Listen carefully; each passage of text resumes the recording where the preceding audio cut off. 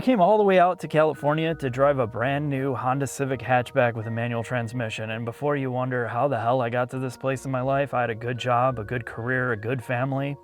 Well, I blew my entire life savings on my wife, well, now ex-wife, left me for the general manager of my local Wendy's. And if that wasn't a kick in the balls enough, she took my Acura ZDX and my kid, well, not just one kid, my dog, who was probably my best friend. So now I'm looking at what can I afford? And this is probably about the best thing possible for me at this place in my life. It does everything amazing. Look at the interior space. When you consider compact cars of the past, you think you can pretty much just forget about it. You felt like you were just a nobody. And now I feel like I can get my life back together. You look at it, it's youthful, it's well designed, the dashboard's compact, everything works great, there's physical controls for everything, the lighting doesn't blind you, the infotainment works, wireless Apple CarPlay and Android Auto. And what's this? What is this? It's a manual transmission. Probably one of the few left on the planet that doesn't feel like a total piece of shit. This is a completely perfect car for somebody that doesn't want to blow all of their money. And even if you spend a little bit more money for the upper trim levels, it gives you everything that you could possibly want. Now the thing is we covered this car already, and we're going to cover even more with the SI and of course the Type R when it comes out. So if you want more detail, check out those videos. But I think now's the best time just to take this thing for a drive.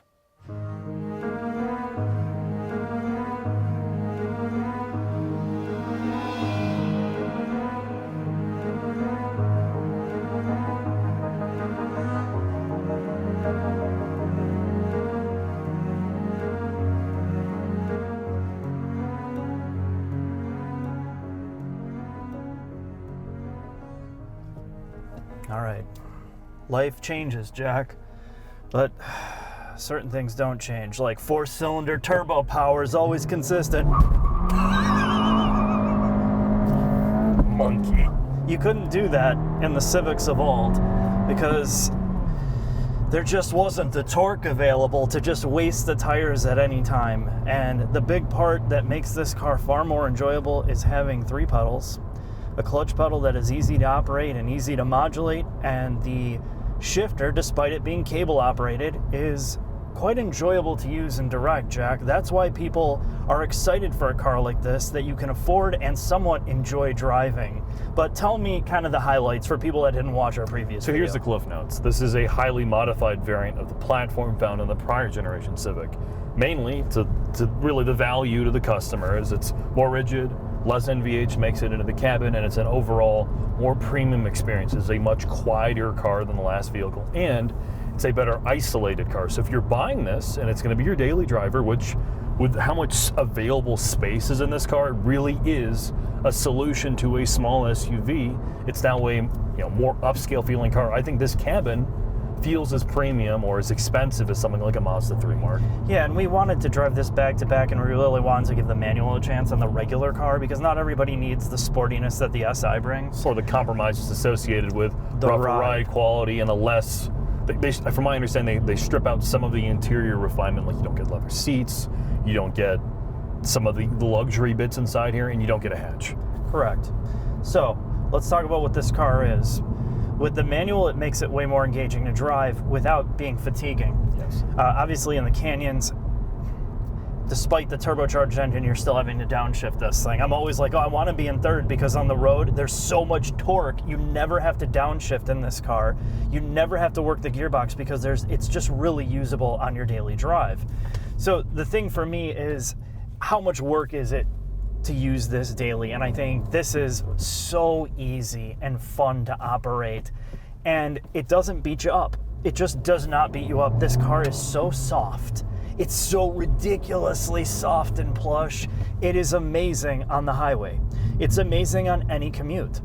The only time that it has negatives because of its softness is, of course, where we're at on these twisty roads. The car seems to kind of move around like that waterbed feel. It's not a car you want to wring the neck out of. I'm just being entirely honest. Maybe on like a regular B road that isn't particularly twisty, like something we have by us, where it's basically all straight cornfields. Yeah. You can wind this thing out and get a little bit of enjoyment out of here. But what makes it such a great GT daily driver when you are at its limits makes it feel just really it's, soft. It's not something, I mean, so let me combat that a little bit. Yes, this is a car you're going to use every day. You're not going to take it to a track or carve up canyons with it.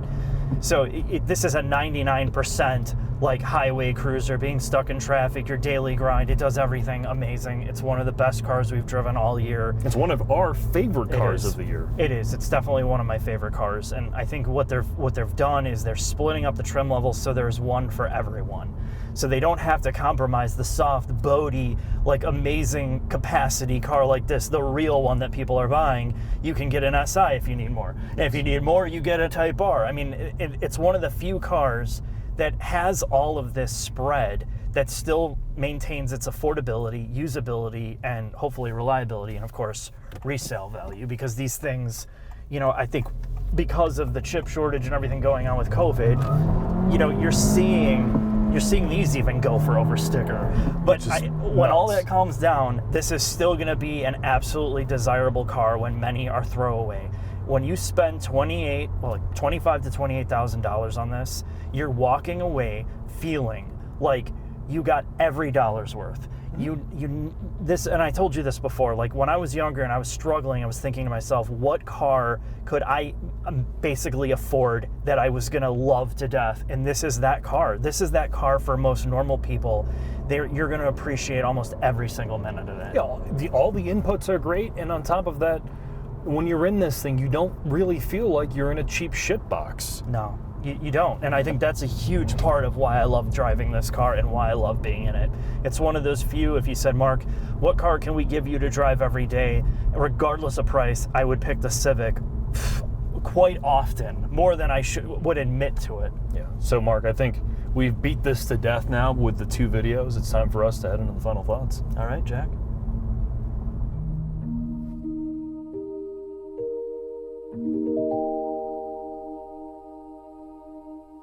Final thoughts on the Honda Civic Hatchback. This is the sport trim level with a manual transmission.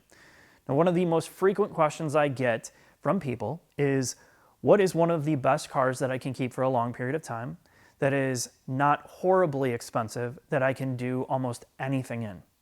And this is a very personal thing to me because I've been very lucky in my life to have owned and driven some of the best and the worst cars, trucks, and SUVs in the world.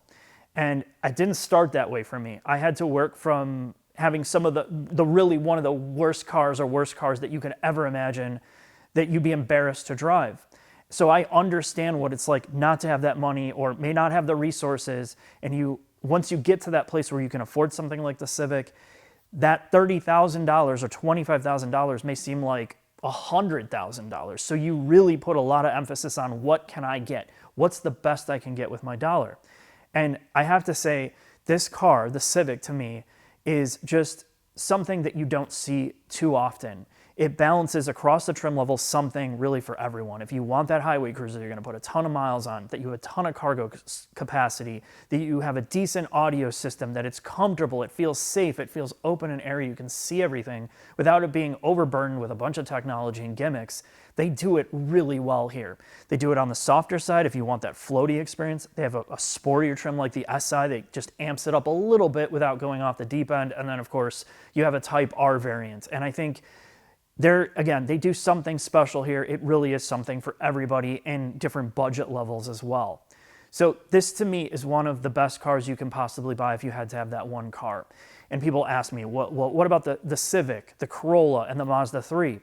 If you don't care about space, the Mazda 3 is one of the best compact cars you can get as well. But if you want more capacity, you need that do-everything car, the Civic cannot be touched. It really cannot. So what's the pros of it? Well, the manual transmission's great. The comfort is great. The visibility is great. And the drivability is excellent. Really, really good for the price point.